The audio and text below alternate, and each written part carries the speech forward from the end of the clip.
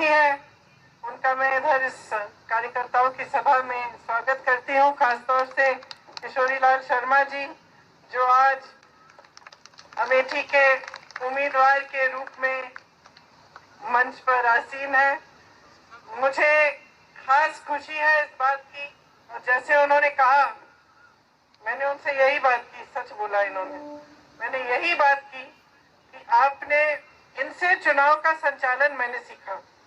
जब मैं पहली बार यहाँ 99 में आई थी अमेठी में माताजी का चुनाव लड़ने, उस समय मेरी माताजी शायद एक दिन के लिए अमेठी आई, 5 मीटिंग की, हर विधानसभा में 1 मीटिंग, और बाकी समय किशोरी जी और मैंने उनके चुनाव का संचालन किया और पूरा प्रचार किया।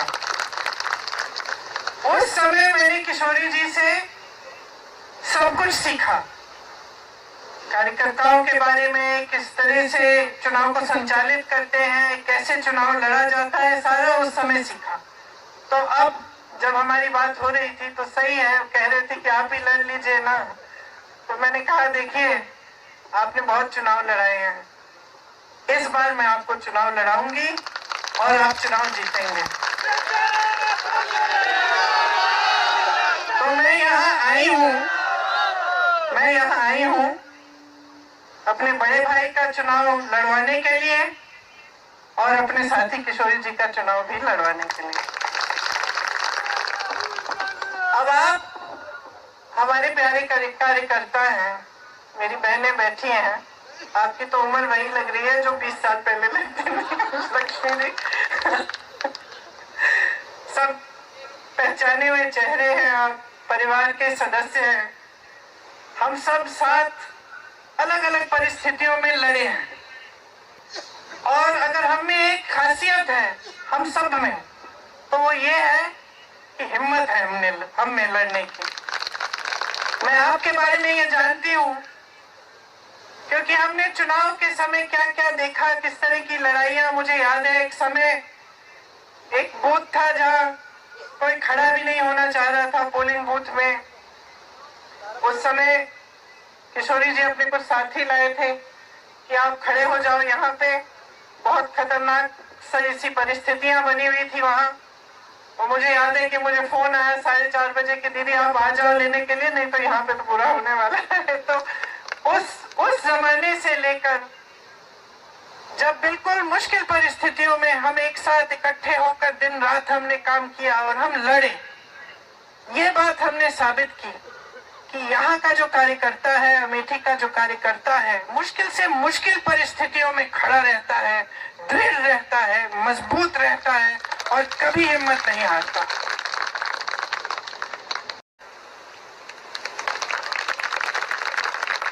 तो आज हम कहाँ खड़े हैं?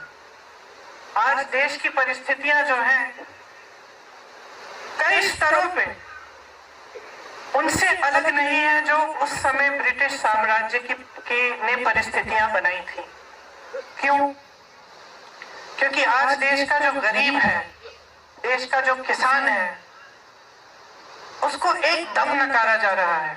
जितनी भी नीतियां 10 सालों में नरेंद्र मोदी जी की सरकार में बन रही हैं, वो किसी गरीब के बारे में सोचते हुए या उसकी समस्याओं को सुलझाने के लिए नहीं बन रही है, वो बड़े बड़े खरबपतियों के लिए बन रही हैं।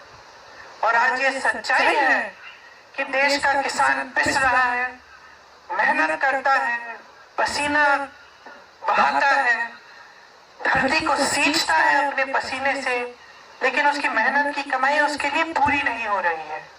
आज आप जॉब करते हैं या कहीं पे आपकी नौकरी मजदूरी लग जाती है किसी गरीब की, तो जितना भी कोशिश करे, जितनी भी मेहनत करे, काफी कमा नहीं पा रहा है कि उसका जीवन सुविधापूर्ण और अच्छी तरह से बीते। चाहे बच्चों की शिक्षा हो, चाहे आगे जाके रोजगार ढूंढना हो, कुछ भी हो, आगे बड़ी बड़ी समस्याएं हैं और सब इन समस्याओं का सामना कर रहे हैं, लेकिन सरकार का कोई समर्थन नहीं आ रहा है। सरकार की नीति यह है कि लोग 5 किलो का राशन ले लो और हम आपको बड़े बड़े इवेंट दिखाएंगे, हम आपको बताएंगे कि सब अर्थव्यवस्था कितनी मजबूत हो रही है, ये आपको बताएंगे। आपके जीवन में ये सच्चाई नहीं दिख रही है। जितने भी ऐसे संस्थान थे जो लोकतंत्र को मजबूत बनाते थे, उन सबको कमजोर किया हुआ है नरेंद्र मोदी जी की सरकार ने। चाहे आप मीडिया को लें, चाहे आप कोर्ट्स को लें, न्यायपालिकाओं को लें, सबको पूरी कोशिश रही है कि इनको कमजोर किया जाए। चाहे आप संसद को लें, ये पूरी कोशिश रही है कि संसद की मजबूती भी कम की जाए, क्योंकि इनकी ये नीति है और इनकी ये इच्छा है कि जनता के जो अधिकार हैं वो कमजोर रहे और इनकी जो सत्ता है वो बढ़ते जाए। ये एकदम